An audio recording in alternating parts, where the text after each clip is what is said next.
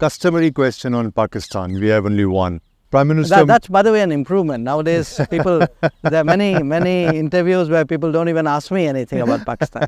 Prime Minister Modi said in a recent interview that he'd sort of put a lock or a freeze on bilateral relations with Pakistan. That's not my recollection. I think essentially what he said is, look, that era where we referenced our policy on Pakistan. That era is over. Pakistan is no longer a reference point for me. In our business, we call it real dehyphenation. That my trajectory is up. Pakistan's is in a different direction. My numbers look good. You know their numbers. So, if you take any dimension today by which you will evaluate a country, applied to Pakistan, applied to India, I think the story is very clear. So, I think what he was trying to say is, yes, we have a neighbor, but that old habit in India that, when are you going to talk to them, should we not be engaging them, that era is now behind us. We will assess them for what they are and we will deal with them accordingly.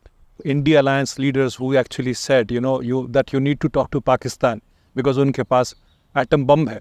Yes, there were people there and it's interesting.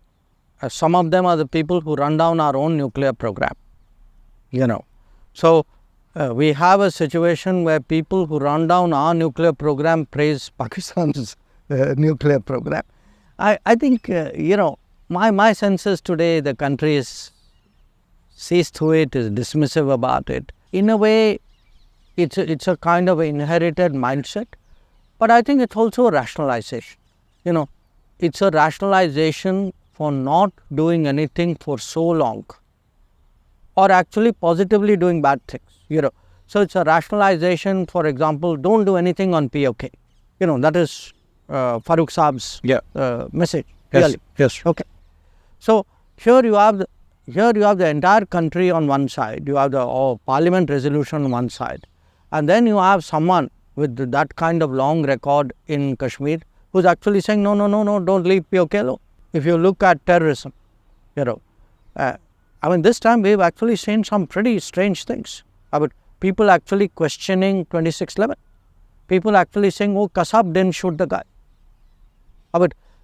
We have now, imagine today that the politics has driven them to a point of actually defending Kasab. So, I feel, you should connect the dots. The nuclear dot, the terrorism dot, the inaction dot, the vote bank dot. There is a world view out there. That's how they rationalize not doing anything after 26/11. This is why they attack what we did on 370.